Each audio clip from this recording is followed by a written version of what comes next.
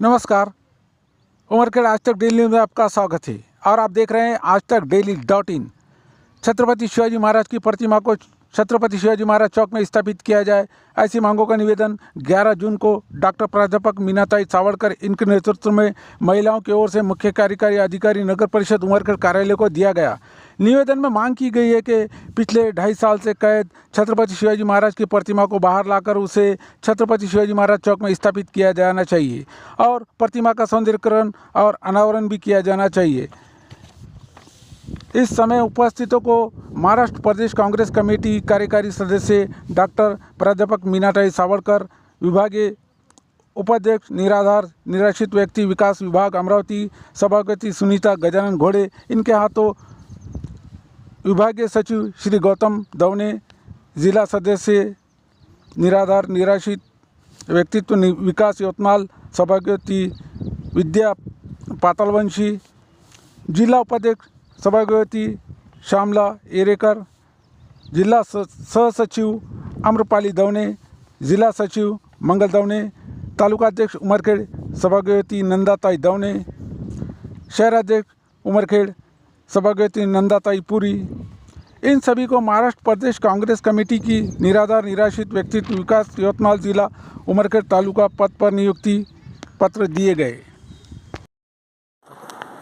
नमस्कार, मी डॉक्टर प्राचार्य मीनाक्षी सावळकर, महाराष्ट्र प्रदेश काँग्रेस कमिटीचे कार्यकारी सदस्य, पीसीसी मेंबर महागाव आणि निराधार निराश्रित व्यक्ती विकास विभागाच्या विभागीय अध्यक्ष म्हणून आज उमरखेड या ठिकाणी माननीय श्री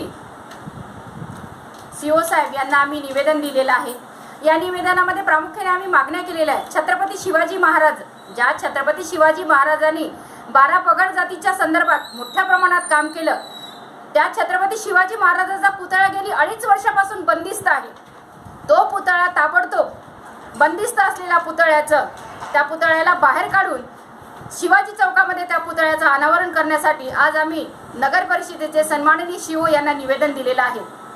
आज आपण पाहतो मोठ्या प्रमाणात प्रत्येक ठिकाणी पुतळे उभे आहेत। ज्या शिवाजी महाराजांनी देशाला बलिदान दिलं आणि राज्यकर्त्यांना कशा पद्धतीने राज्य करायला पाहिजे त्यांनी शिकवलं, त्या शिवाजी महाराजांचा पुतळा आज बंदिस्त आहे। हे फार मोठी खेदाची गोष्ट आहे।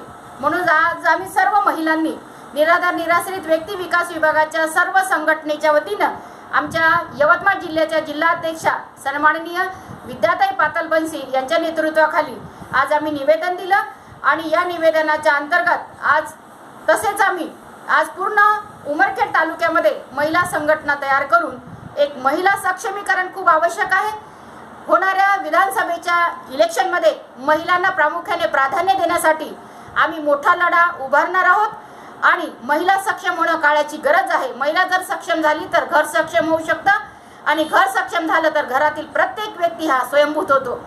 आज आम्ही या ठिकाणी शासनाला एकच विनंती करते की ज्या पद्धतीने महिलांवर अन्याय झालेला आहे आणि महिलांच्या संदर्भात जे काही धोरण आपण आखलेलं आहात, ते धोरण आपण महिलांना अन्याय झालेल्या महिलांवर वाचा फोडण्याचं काम आम्ही निराधार निराश्रित संघटनेच्या सर्व महिला करणार आहोत आणि शासनाने ज्या महिलांना नवीन योजना देणार आहेत, फक्त कागदोपत्री योजना राबवत आहात, प्रत्यक्षात अंमलबजावणी करण्यासाठी आम्ही आज सर्व महिला रस्त्यावर उतरणार आहोत। हो घातलेल्या विधानसभेच्या निवडणुकीमध्ये उमरखेड महागाव मतदारसंघात केवळ आणि केवळ महिलांना तिकीट देऊन एक नवा इतिहास घडवण्यासाठी आम्ही सर्व महिला एकत्रित आलो। जय हिंद, जय महाराष्ट्र। महाराष्ट्र प्रदेश काँग्रेस कमिटीच्या वतीने आमच्या सन्माननीय अध्यक्षा आदरणीय संध्याताईजी सवालाखीजी यांनी आम्हाला आदेश दिलेले आहे की ज्या ठिकाणी प्रत्येक तालुक्यामध्ये महिलांचं मोठ्या प्रमाणात संघटन तयार करून महिलांना रोजगार उपलब्ध करून देण्यासाठी त्यांनी आम्हाला कालच सूचना दिल्या। आमच्या आदरणीय ताईंचा आम्ही आदेश पाळून आज या ठिकाणी महिलांनी स्वतंत्र उद्योग उभारावा यासाठी महिला या ठिकाणी आलेल्या आहे। स्त्री शक्ती खूप मोठ्या प्रमाणात जिंदाबाद आहे। स्त्री शक्तीचा विचार जर करत असेल तर प्रत्येक महिला आपला स्वतःचा उद्योग स्वतः उभारण्यासाठी सक्षम आहे। शासनाने ज्या योजना आजपर्यंत दिल्या त्या योजनाचं फलित शून्य ठरलं, पण स्वतःचा बिझनेस स्वतः तयार करण्यासाठी महिला सक्षम आहे। म्हणून आम्ही सर्व महिला म्हणतो, स्त्री शक्ती जिंदाबाद, जिंदाबाद, स्त्री शक्ती जिंदाबाद।